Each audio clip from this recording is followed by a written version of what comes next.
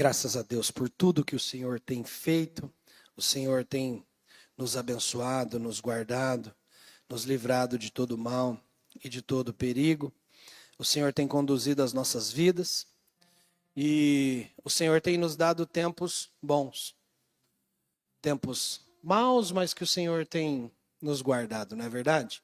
Essa semana perdemos um irmão muito querido da nossa igreja. Foi com a gente, né, Rogério? Em Badibacite.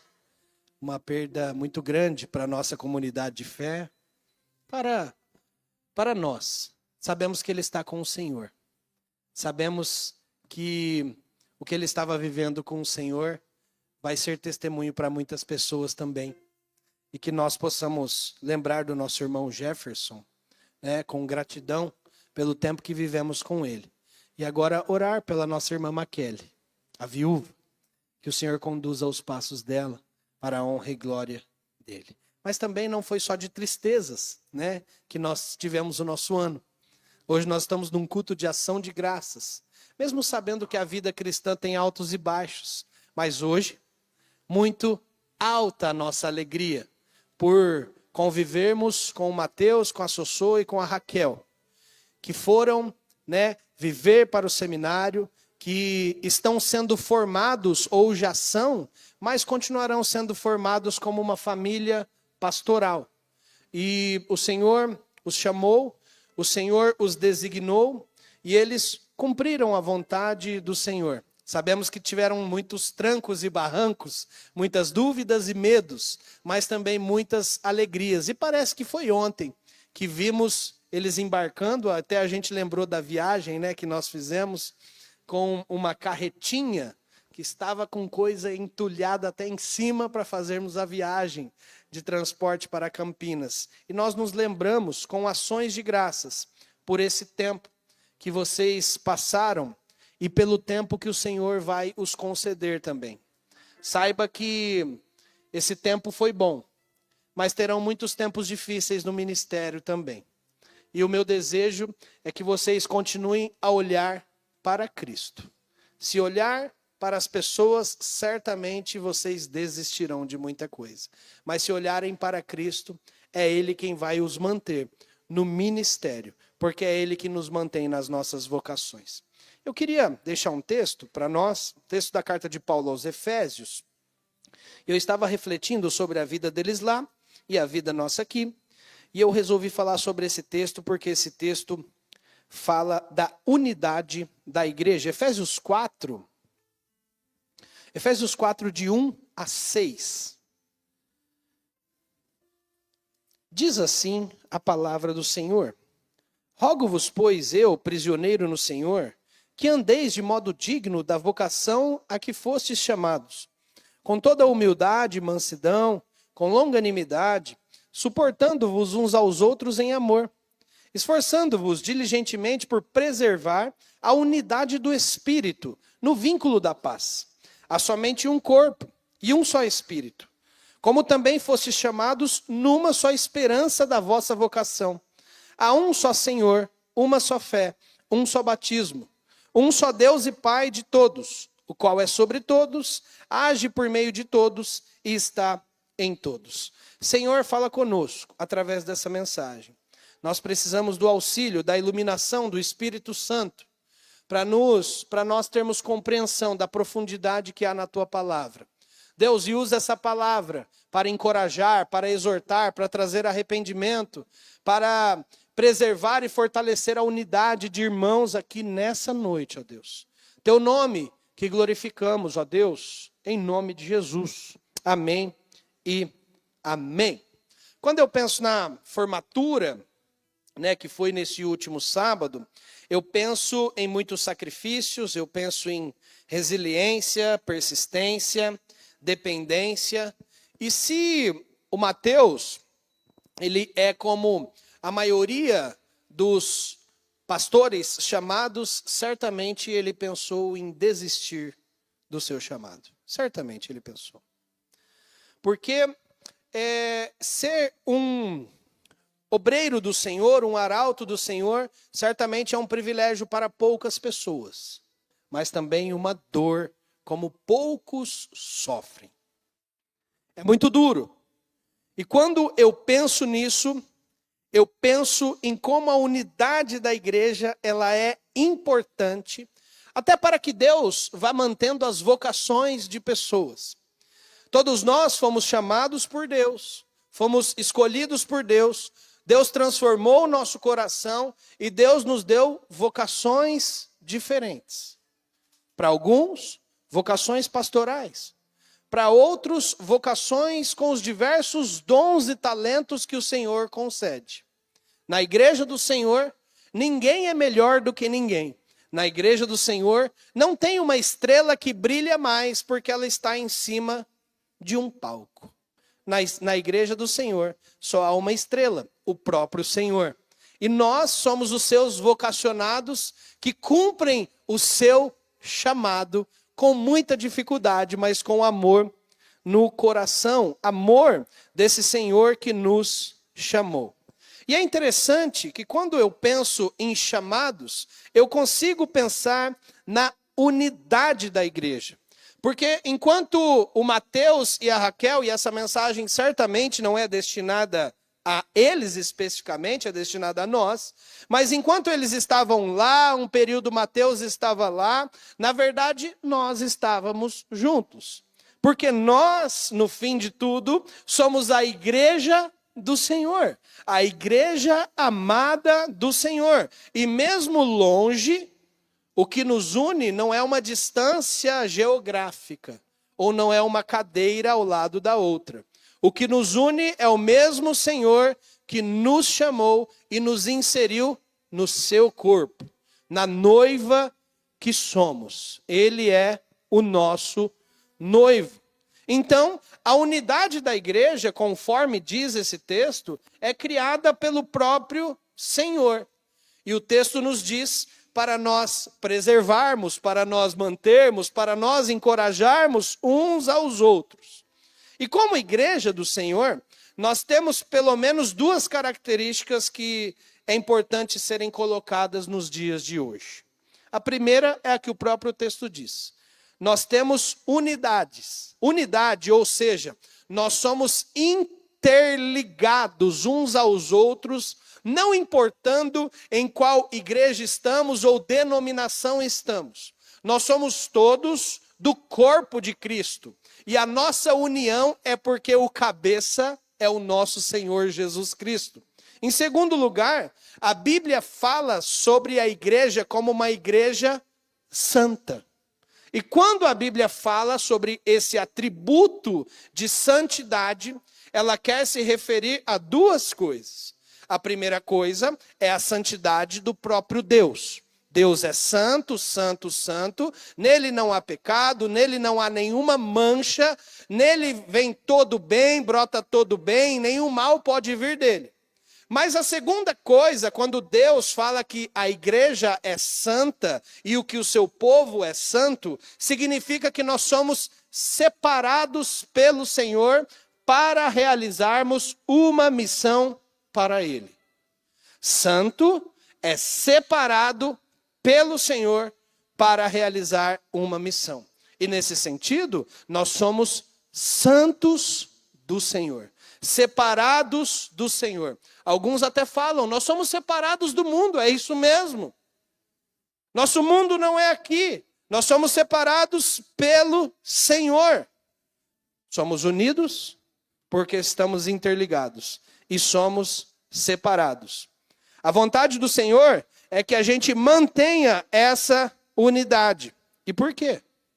Porque se existe um Senhor que cria e deseja unidade, existe um inimigo do Senhor e das nossas almas, o diabo, que deseja divisão.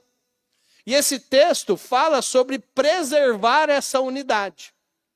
E por que falar disso num culto de gratidão? Então, porque nós preservando a unidade que o Senhor nos concedeu, nós vamos carregar as cargas uns dos outros, nós vamos nos alegrar uns com os outros, nós vamos chorar uns com os outros, nós vamos caminhar uns com os outros na peregrinação que o Senhor escolheu para nós. Nesse tempo, nesse exato tempo, nós estamos juntos.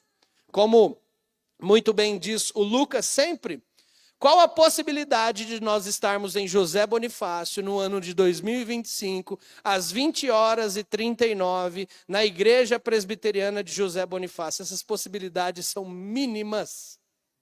Somente o Senhor para nos colocar aqui juntos, para adorar somente a Ele, confraternizar esse momento glorioso. Então nós temos que nos alegrar por esse momento. Nós temos que nos alegrar, porque estamos aqui e sabemos, em primeiro lugar, que o texto nos diz que fomos chamados por Deus.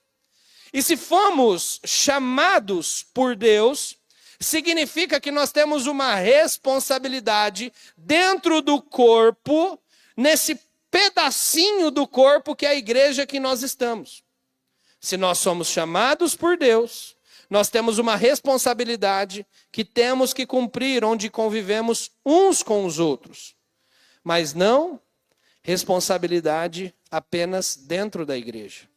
Nós temos uma responsabilidade fora. Diz o versículo 1 que nós devemos andar de modo digno da vocação. Ou seja, o que o Senhor chamou a gente para fazer? Dentro da igreja e fora dela. Dentro da igreja, servindo ao Senhor e aos irmãos. Fora da igreja, servindo as pessoas. Servindo e testemunhando aos incrédulos. Onde eles verão o testemunho e crerão que o Senhor é quem transformou as nossas vidas. Por isso nós precisamos viver assim. E como nós vamos viver assim? Dentro e fora da igreja, sabendo que somos unidos por um só Senhor. O texto nos diz. Em primeiro lugar, e eu vou correr aqui o texto, apenas fazendo algumas aplicações a você, em primeiro lugar, com humildade, com toda humildade, ou seja, com uma mente submissa. O humilde é aquele que pensa menos nele e mais no outro. Menos nele e mais no outro. Amar ao Senhor sobre todas as coisas e ao próximo como a ti mesmo. Uma pessoa que pensa no bem-estar do próximo, que ama o próximo e faz coisas intencionais para que o próximo seja constrangido pelo amor que há no Senhor em nossas vidas. Em segundo lugar, o texto diz mansidão, gentileza, consideração, doçura. Como é ruim estar perto de pessoas grosseiras. Como é maravilhoso estar perto de pessoas doces. Esse doce vem do Senhor Jesus, direto da fonte. Ele que é doce, Ele que é manso, Ele que é longânimo, diz o versículo 2, longanimidade. Eu sempre procuro falar o que significa longanimidade, mas resumindo, eu vou contar a ilustração que eu já conto na igreja há bastante tempo, e para mim é que mais faz sentido. Longanimidade é uma paciência longa. E para aplicar para os nossos dias, para mim e para você, para o Mateus e para a Raquel, é aguentar com paciência pessoas muito difíceis. Não é aguentar com paciência pessoas. É aguentar com paciência pessoas muito difíceis. Muito difíceis. E sabe o que é mais interessante? Deus coloca essas pessoas do nosso lado. Sabe por quê? Porque um dia oramos pedindo paciência a Ele. Deus, dai-me paciência, senão eu mato um. E Deus, com toda a sua gentileza, coloca pessoas difíceis do seu lado para trabalhar a paciência em você. Como eu disse, se você não sabe, longanimidade seria igual alguém que pratica natação e vai brincar com sua família numa piscina, por exemplo, e um pai começa a brincar com um filho para atravessar debaixo d'água na piscina. Então ele fala, o papai vai aqui 10 metros, e depois o papai vai de novo 20 metros, e a piscina de 25 metros, então o papai atravessa a piscina embaixo d'água. Então o papai faz um desafio com o filho. Filho, eu e você vamos atravessar 50 metros, ida e volta. Então o papai e o filho vão por baixo d'água. E eles voltam, a hora que dá 30, 40, o fôlego começa a acabar. Uma pressão no peito danada embaixo d'água. A vista até começa a escurecer embaixo d'água. E eles dois pensam, eu combinei com meu filho, eu preciso chegar no fim. Eu preciso chegar lá no fim. Então eles se esforçam, mas o fôlego acaba. E eles se esforçam mais ainda até que eles conseguem chegar no fim da piscina. Bateram 50 metros. Transporta isso para a paciência. É isso que você tem que ter com as pessoas. Isso é longanimidade. A hora que você pensar que acabou a sua paciência, acabou seu fôlego, acabou o seu ânimo, fala, dá para ir mais 10 dias ou dá para ir mais 10 anos. Dá para aguentar mais 10 aninhos. Dá para aguentar mais 15 aninhos e vai, e vai, e vai, e vai. Longanimidade. Sabe de uma coisa mais interessante? É isso que Jesus tem com você. É isso que Jesus tem com a gente. Longanimidade. Paciência com aqueles que viram as costas para eles. Vem cultuar e amanhã viram as costas de novo. E ele tem paciência para nos perdoar e nos abraçar novamente. Longanimidade. É por isso que no final ele fala amor. A base de tudo. O Senhor Jesus é a grande figura do amor, porque Ele é o amor encarnado. Então, se você quer aprender a amar, você olha para as atitudes do nosso Senhor Jesus, que foi até o fim. Adivinha por quê? Diz o versículo mais conhecido da Bíblia, porque Deus amou. Porque Deus amou. O seu filho foi até o fim na cruz do Calvário, em obediência, em amor a nós, para nos salvar. Ele é o amor encarnado. Louvado e engrandecido seja o nome do Senhor. E por que nós fazemos isso? Por que nós vamos preservar a unidade? Diz o texto, porque é um só corpo. A igreja do Senhor, chamada em todas as épocas, de todos os anos, de Gênesis ao Apocalipse, até a volta do nosso Senhor Jesus. Porque é um só corpo, um só Espírito, terceira pessoa da Trindade. Presta atenção, a igreja vive e funciona pela ação do Espírito Santo que habita em nós. A Bíblia até nos manda sermos cheios dele, para podermos adorar e testemunhar do Senhor e, quem dirá, até morrer pelo Senhor. Sermos mártires do Senhor, mas cheios dele, para estarmos cheios do fruto do Senhor. Alegria, paz, longanimidade, domínio próprio. Perceba, cheios dele. O texto diz, por que nós fazemos isso? Porque há uma só esperança. A nossa esperança é Jesus e sermos conformados à imagem e semelhança de Jesus. Enquanto o mundo sem Cristo vive sem esperança, porque não existe o amanhã, nós que temos, sabemos que se eu e você, e pode acontecer isso com a gente hoje, se eu e você por um acaso sofrermos algum infarto fulminante hoje, ou batermos o carro ou uma moto, nós tombaremos aqui, mas acordaremos como príncipes no céu, príncipes do nosso Senhor. Isso é maravilhoso. Esperança viva, não esperança falsa. Esperança viva que vive porque é uma esperança em Jesus. Só um Senhor. A igreja tem um só Senhor. Aquele que comprou-a com seu sangue precioso. Aquele que concedeu fé como dom dele, para que possamos fazer parte do seu corpo, adotados nessa família maravilhosa. Aquele que tem um só batismo em nome do Pai, do Filho e do Espírito Santo, como um ato de reconhecimento que nós fazemos parte da família do Senhor. Fazemos parte da família da fé. Um só Deus e Pai, aquele que criou todas as coisas. Você percebe que o texto vai conduzindo, o texto fala que é para nós preservarmos a unidade, mas a construção do texto é muito clara que é Deus que conduz toda a unidade e preserva as nossas vidas. As nossas vidas estão nas mãos do Senhor. que conduz a nossa história e sabe cada dia da nossa existência.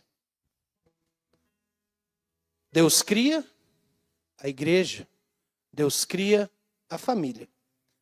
O Senhor Jesus, segunda pessoa da Trindade, concede fé, esperança e salvação para essa igreja. Ele fala aos meus filhos, as minhas ovelhas, elas escutam a minha voz. Eu as chamo pelo nome e nenhuma delas vai se perder. Terceira pessoa da Trindade, Espírito Santo de Deus. Puro, Deus Espírito Santo, que aplica a salvação e vivifica as nossas vidas. É aquele que durante uma mensagem dessa fala ao seu coração. É aquele o qual oramos pedindo iluminação, assim que eu acabei de ler a palavra. Porque o Senhor Jesus disse que o Consolador viria e ele convenceria o mundo do pecado, da justiça e do juízo. E meus amados irmãos, nós precisamos do Espírito Santo até para ler isso aqui, como um iluminador dos nossos olhos e do nosso coração.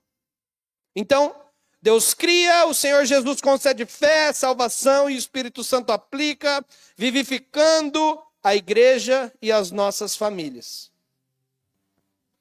E assim, nós vamos vivendo na dependência do Senhor, mas na dependência uns dos outros. Nós temos trabalhado muito aqui na igreja qual a bênção e a beleza de cultuarmos juntos. Porque o culto, apesar de termos e sermos ainda pecadores, o culto público é um vislumbre daquilo que seremos no céu. Onde povos de todas as raças, línguas e nações estão juntas e estarão juntas, reinando e cultuando aquele que é digno de receber toda a nossa adoração. Vivenciando não o sol, mas o sol da justiça, o próprio Senhor Jesus. Até que Ele nos chame, vamos viver em unidade. Vamos aos trancos e barrancos. Ai, como terão trancos e barrancos. Acredite. Muitos trancos e barrancos. Muitas injustiças. Muitas coisas ditas que vocês nem disseram. Mas aquele que os chamou é aquele que mantém ou que vai os manter de pé. Até que Ele os chame definitivamente. E que Ele nos chame definitivamente para a honra e glória dEle mesmo. Porque é para Ele que vivemos, é por Ele que cultuamos, é para Ele que são todas as coisas, diz o texto sagrado, porque dEle, por meio dEle e para Ele são todas as coisas. A Ele, pois, a glória eternamente. Amém. Esse culto é de ação de graças pela vida de vocês. Mas esse culto é para o Senhor, para a honra e glória do Senhor. Porque é o Senhor que nos chama, é o Senhor que te chama, ou vos chama. É o Senhor que nos mantém de pé. E é o Senhor que virá nos buscar para nós vivermos e estarmos eternamente com eles. Eu quero orar pela sua vida. Orar para que o Senhor te mantenha de pé. E para que você possa cumprir a vontade do Senhor em todos os momentos. Pai, obrigado, Pai. Obrigado porque aqui estamos na família da fé. Obrigado porque o Senhor é dono de tudo. Dono da igreja. Dono das nossas vidas. O centro desse culto e centro da nossa adoração. Obrigado por esse momento maravilhoso aqui. Obrigado a Deus pela vida de cada um dos nossos irmãos. E obrigado pela vida do Mateus e da Raquel. Obrigado pela vida da Sossô. Que o Senhor continue nos conduzindo e nos guardando para a sua honra e glória, em nome de Jesus.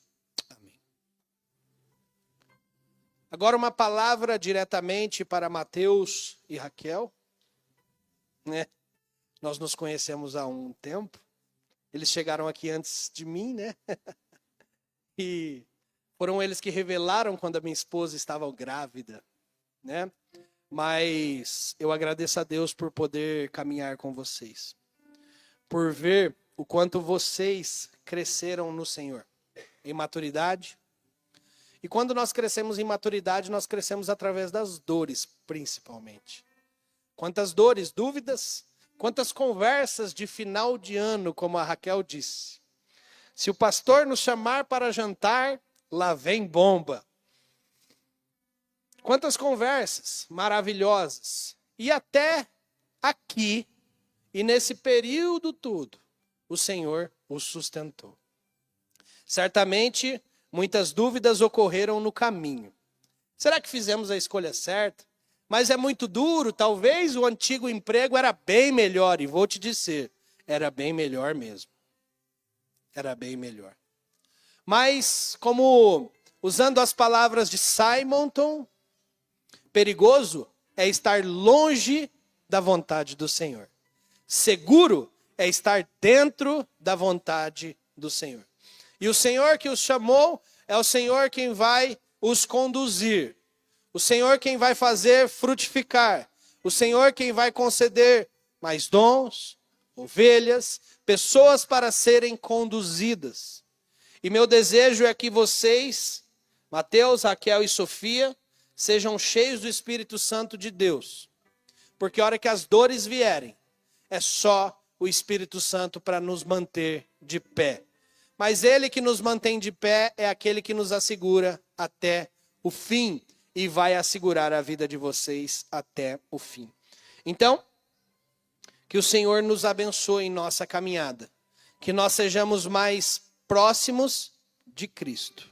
Assim estaremos mais próximos uns dos outros, porque, como eu disse, não é a distância que nos separa, mas é o Espírito que nos une aonde estivermos. E graças a Deus estamos aqui, servindo juntos na mesma igreja. Que Deus abençoe a vida de vocês. Agora eu quero chamar vocês dois aqui, coisa maravilhosa, para antes da gente acabar o culto, finalizar e orar pela vida deles.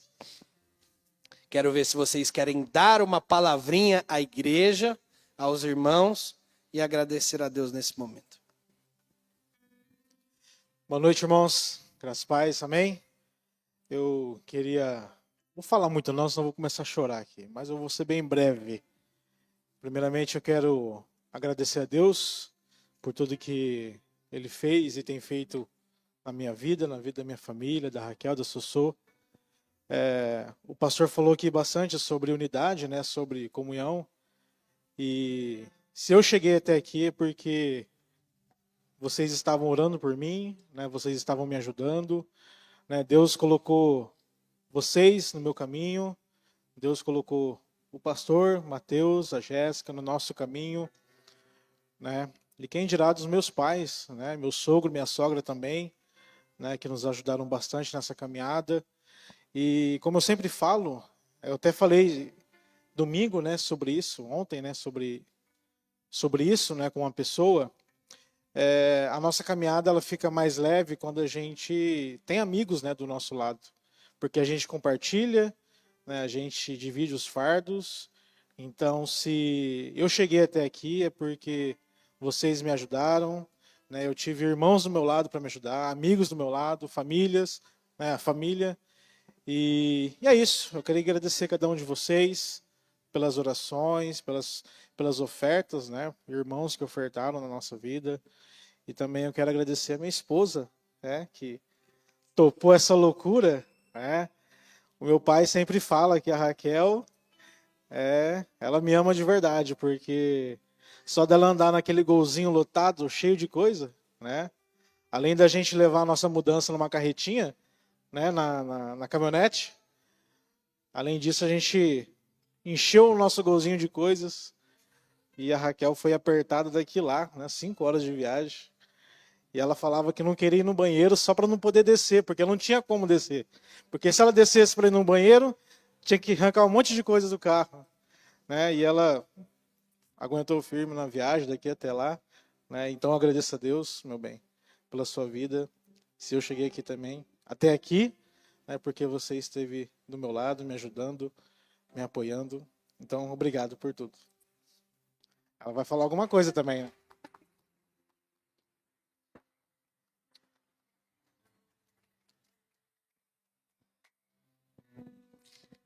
A paz, boa noite. O Matheus já falou por mim, e se eu continuar falando, eu vou chorar. Mas agradeço à igreja pelos carinhos, o carinho que tem por nós, por mim, pelo Matheus, pela Sossô, pelas orações, pelos abraços. Não foi fácil esses 4 anos, mas a graça do Senhor Jesus esteve sobre nós. Então, obrigada. Obrigada ao pastor e à Jéssica pelos puxões de orelha, pelas palavras de encorajamento, de incentivo. Sou grata a Deus pela vida de vocês. E também quero agradecer pelas amizades das meninas aqui na igreja, mas também quero agradecer em especial pela vida da Marília, que sempre me encorajou.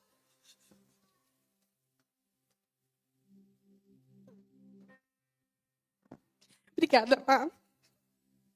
É isso, gente.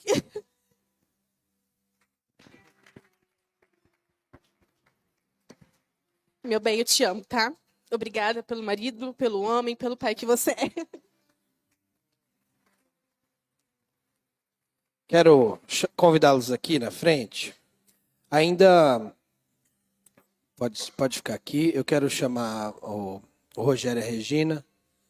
Cadê a dona Lourdes? Está aí? Ela foi.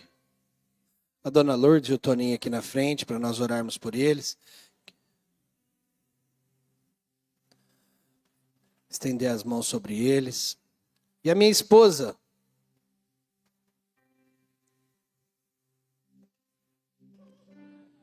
Quero chamar minha esposa aqui como uma pessoa que passou também por esse processo, essa fase. E no processo da Igreja Presbiteriana do Brasil, agora o Matheus ainda vai cumprir um período que nós chamamos de licenciatura para ser ordenado pastor. Esse período vai consistir em agora o presbitério vai marcar uma prova oral com ele, onde ele vai pregar e ele vai ser avaliado. E depois terão perguntas aleatórias da Bíblia e da fé para ele, tem uma avaliação prática.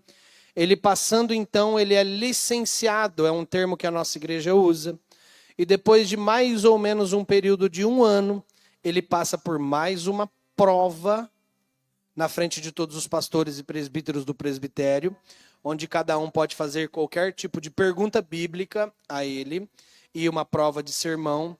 E aí ele passando nessa prova, então ele é ordenado, não antes, obviamente, do meu relatório como tutor, da sua vida como pastor, obviamente, vida no dia a dia. Então, assim ele será ordenado pastor da Igreja Presbiteriana do Brasil. Temos um caminho pela frente, mas nesse sentido, o título é o que menos importa aqui. O que mais importa é a vida com o Senhor e cuidar de pessoas que o Senhor confiar nas mãos de vocês. Eu quero pedir para que os familiares e também os irmãos da igreja fiquem de pé, estendam as mãos sobre eles e nós vamos orar pela vida deles com a minha esposa. Amém, Senhor. Pai, nós te agradecemos. Te louvamos pelos feitos do Senhor sobre esta caminhada. Caminhada, Senhor. Árdua, mas de recompensa eterna. Nós te louvamos, Senhor, porque o Senhor o sustentou até aqui. E te agradecemos e cremos, porque o Senhor continuará o sustentando. Espírito Santo de Deus, que o teu agir, o teu poder e o teu mover ser sobre todos os dias, sobre a mente e o coração dos teus filhos, dos teus servos, e que eles possam sempre se lembrar que o Senhor pagou um preço alto pelas nossas vidas, pela vida deles. E que o preço que eles estão pagando é para que vidas conheçam o amor do Senhor.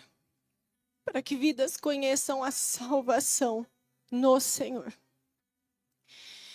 Pai, pedimos que o Senhor continue sustentando eles, trazendo o necessário, trazendo o pão de cada dia, abrindo a mente, dando sabedoria, Senhor, ao caminho que eles estão seguindo, os passos que eles estão dando, Senhor. E que o refrigério do Senhor seja manhã após manhã. Te agradecemos, Senhor, também pela vida dos familiares, dos pais, que pagaram um preço também, Senhor, estiveram na brecha da intercessão. Que eles também, Pai, possam ver os cuidados do Senhor e a fidelidade do Senhor. Que eles possam ser suporte do Senhor na vida do Mateus e da Raquel, em todo o tempo, Senhor. Obrigada mais uma vez também, Senhor, pela igreja, pelo corpo que o Senhor colocou para caminharmos juntos dele. Que eles possam sempre se lembrar, Senhor, dos detalhes que o Senhor derrama dia após dia. Obrigada, Espírito Santo de Deus, porque o seu consolo, a sua paz, tem sido o refrigério sobre a vida deles e sobre as nossas vidas e sobre a IPJB também. Nós te agradecemos e te amamos no teu doce e santo nome. Amém, Senhor.